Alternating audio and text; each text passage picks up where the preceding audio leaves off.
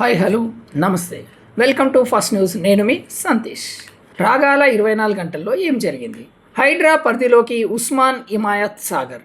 హైదరాబాద్ నగర ప్రజలకు తాగునీరు అందించే గండిపేట్, ఉస్మాన్ సాగర్, హిమాయత్ సాగర్ పరిరక్షణ బాధ్యతలను కూడా జలమండలి నుంచి హైడ్రా పరిధిలోకి తీసుకురానున్నట్లు సిఎస్ శాంతకుమారి తెలియజేశారు.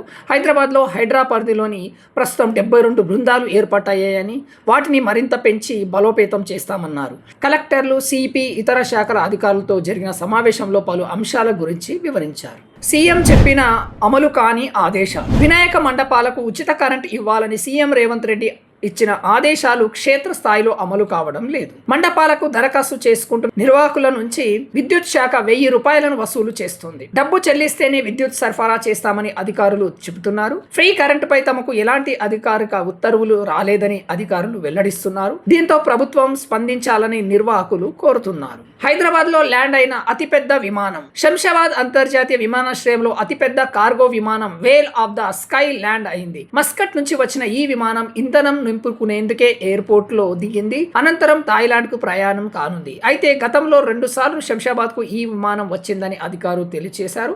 శంషాబాద్ అంతర్జాతీయ విమానాశ్రయానికి అతిపెద్ద విమానం రావడంతో ప్రయాణికులు ఆసక్తిగా తిలకించారు. ఎమర్జెన్సీ చిత్రంపై వివాదం. కంగనా స్పందన ఇదే. ఎమర్జెన్సీ చిత్రానికి సెన్సార్ బోర్డు సర్టిఫికేట్ ఇవ్వకపోతే కోర్టును ఆశ్రయిస్తానని నటి కంగనా రనౌత్ తెలియజేశారు. చిత్రంపై సిక్కు వర్గాల నుంచి పెద్ద ఎత్తున వ్యతిరేకత రావడంతో విడుదలపై ఉత్కంఠ నెలకొంది. మీరు విమర్శకులు చరిత్రను మార్చలేరు, నన్ను బెదిరించి భయపెట్టలేరు. సర్టిఫికేట్ వచ్చే కొన్ని రోజుల ముందే చాలా మంది డ్రామా చేశారు. సెన్సార్ బోర్డు ఎక్కువ సంకోచిస్తుంది అని కంగనా రనౌత్ తప్పుపట్టారు. ప్యారిస్ పారాలింపిక్స్ లో భారత్ కు గోల్డ్ మెడల్. ప్యారిస్ లో జరుగుతున్న పారాలింపిక్స్ లో భారత్ గోల్డ్ మెడల్ వరించింది. Bharat shooter Avani Lekhara 10 meter air rifle విభాగంలో గోల్డ్ మెడల్ సాధించారు. 2020 టోక్యో పారాలింపిక్స్ లోను అవని గోల్డ్, బ్రాంజ్ మెడల్స్ పొందారు. ఆమెతో పాటు మరో షూటర్ మెనా అగర్వాల్ ఈ ఈవెంట్ లో బ్రాంజ్ మెడల్ గెలిచారు. బీజేపీలో చేరిన చంపై సోరెన్. జార్ఖండ్ మాజీ సీఎం చంపై సోరెన్ బీజేపీ తీర్థం పుచ్చుకున్నారు. పార్టీలో తనకు అన్యాయం జరిగిందంటూ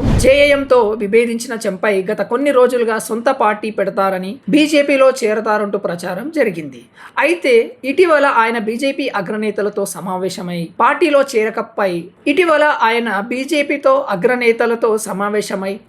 చేరికపై సమాలోచనలు జరిపారు. ఇవాళ రాంచీలో కేంద్ర మంత్రి శివరాజ్ సింగ్ చౌహాన్, అస్సాం సీఎం హిమంత్ సమీక్షంలో బీజేపీలో చేరారు. ప్రతి 3 గంటలకు ఒకసారి నాకు రిపోర్టు చేయండి. సీఎం చంద్రబాబు నాయుడు.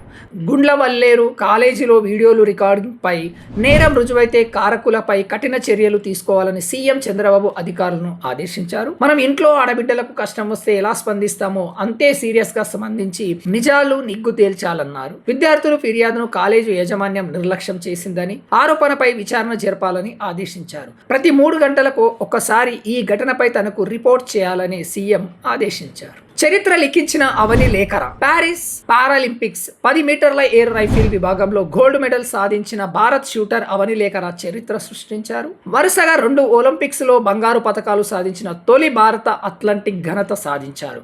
ఈమె 2020 టోక్యో పారాలింపిక్స్ లో గోల్డ్, బ్రాంజ్ మెడల్ పొందారు. మెన్స్, ఉమెన్స్ ఒలింపిక్స్, పారా ఒలింపిక్స్ లో ఎవరికి ఈ ఫిట్ సాధ్యం కాలేదు. కంగ్రాట్స్ అవని లేఖర. భవిష్యత్తులో ఉత్తమ్ కుమార్ రెడ్డి సీఎం. కోమటిరెడ్డి. భవిష్యత్తులో మంత్రి ఉత్తమ్ కుమార్ రెడ్డి సీఎం అవుతారని కాంగ్రెస్ ఎమ్మెల్యే కోమటిరెడ్డి రాజగోపాల్ రెడ్డి జోసెం చెప్పారు. ఓ సభలో ఉత్తమ్ ను ముఖ్యమంత్రి గారు అని ఆయన సంబోధించారు. గతంలోనే ఉత్తమ్ కు సీఎం పదవి కొద్దిలో మిస్ అయ్యింది. ఈసారి మాత్రం పక్కాగా ఆయనకే ముఖ్యమంత్రి పీఠం. నా నాలుకపై నల్ల మచ్చలు ఉన్నాయి, నేను ఏదంటే అదే జరగాల్సిందే అని సంచలన వ్యాఖ్యలు చేశారు. మిమ్మల్ని చూసి దేశం గర్విస్తుంది. ప్రధాని మోదీ. ప్యారిస్ పారాలింపిక్స్ లో గోల్డ్ మెడల్ సాధించిన అవని లేఖర, బ్రాంజ్ గెలిచిన మోనా అగర్వాల్ ను ప్రధాని నరేంద్ర మోదీ అభినందించారు. 3 పారాలింపిక్ పథకాలను గెలుచుకున్న తొలి భారతీయ మహిళా అథ్లెట్ గా అవని చరిత్ర సృష్టించారని, తన అంకిత భావంతో దేశం గర్వపడేలా చేస్తున్నారని, కాంస్య పథకాన్ని గెలిచిన మోనన్ను చూసి భారతదేశం గర్విస్తుందని ట్విట్టర్ లో మోడీ పోస్ట్ చేశారు. పాన్ మసాలా యాడ్ కు నో చెప్పిన మాధవన్. తమిళ స్టార్ నటుడు మాధవన్ ప్రముఖ పాన్ మసాలా బ్రాండ్ ను ప్రమోట్ చేసేందుకు ఒప్పుకోలేదని సినీ వర్గాలు తెలియజేశాయి. తన ప్రభావం కోపంతో అభిమానులు వ్యసనపరులు అవుతారనే కారణంతో ఆయన ఈ ఆఫర్ను తిరస్కరించినట్లు తెలియజేశారు. భారీగా చెల్లించేందుకు బ్రాండ్ ప్రతినిధులు ముందుకొచ్చిన తన వ్యక్తిగత విలువలకు అనుగుణంగా దీనికి నో చెప్పారని talk. Icon star Allu Arjun సైతం ఇలాంటి ప్రకటనలు గతంలో నో చెప్పారు. గ్రేట్.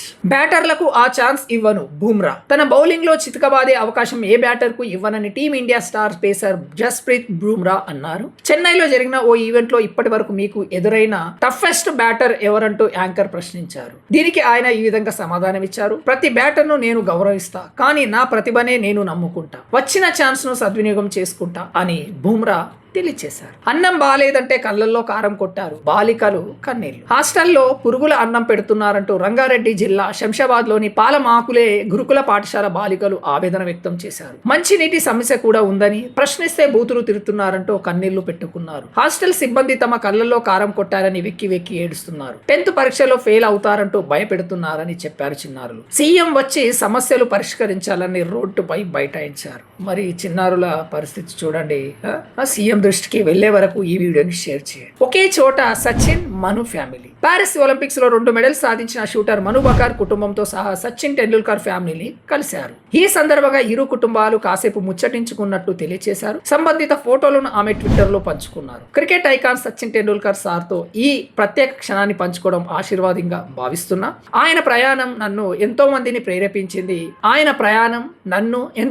ప్రేరేపించింది. థ్యాంక్ యూ సార్ అని మను బకర్ ట్వీట్ చేసింది. బ్రిడ్జ్ పై నుంచి సెల్ఫీ తీసుకుంటున్నారా? బ్రిడ్జ్ పై నుంచి ఓ యువతి సెల్ఫీ తీసుకుంటూ కాలువలో కొట్టుకుపోయింది. ఏపీకి చెందిన ఓ యువతి కుటుంబంతో కలిసి కారులో హైదరాబాద్ కు వెళ్తుంది. ఈ క్రమంలో నాగార్జున సాగర్ డ్యామ్ ఎడమ కాలువ వద్ద సెల్ఫీ తీసుకునేందుకు ప్రయత్నించి కాలు జారి పడిపోయింది. స్థానికులు నీటిలో దూకి ఆమెను ఒడ్డుకు చేర్చారు. బ్రిడ్జ్ల వద్ద సెల్ఫీలు తీసుకునేటప్పుడు జాగ్రత్తగా వ్యవహరించండి, లేదంటే ప్రాణాలకే ముప్పు కలుగుతుంది. చరిత్ర సృష్టించిన శీతల్ దేవి. పారిస్ పారాలింపిక్స్ లో భారత్ అథ్లెట్ శీతల్ దేవి చరిత్ర సృష్టించారు. అరంగేట్ర మ్యాచ్ లోని వ్యక్తిగత కాంపౌండ్ ర్యాంకింగ్ రౌండ్ లో 720కి గాను స్కోర్ సాధించారు. దీంతో ఆమె ప్రపంచ రికార్డును బద్దలు కొట్టారు. కానీ కొద్దిసేపటికే టర్కిష్ అథ్లెట్ ఒజ్నూర్ క్యూర్ ఆమె రికార్డును బ్రేక్ చేయడంతో దేవి 2వ స్థానంలో నిలిచారు. మిక్స్డ్ టీమ్ కాంపౌండ్ లో 1399తో రాకేష్ కుమార్ శీతల్ ప్రపంచ రికార్డు నెలకొల్పారు. పాఠశాలలో మంత్రి లోకేష్ ఆకస్మిక తనిఖీ, విద్యార్థులకు ప్రశ్నలు. విశాఖలోని చంద్రపాలెం జిల్లా పరిషత్ ఉన్న పాఠశాలను విద్యాశాఖ మంత్రి నారా లోకేష్ ఆకస్మికంగా తనిఖీ చేశారు. విద్యార్థులు ఎదుర్కొంటున్న సమస్యలు అడిగి తెలుసుకున్నారు. రాష్ట్రంలోని ఇదే అతిపెద్ద స్కూల్ అని, ఇక్కడ చదువుకున్న పిల్లలు ఐఐటి వంటి ప్రముఖ విద్యా సంస్థల్లో సీట్లు పొందారని లోకేష్ గుర్తు చేశారు. సౌత్ ఆఫ్రికా అంటే ఏమిటి,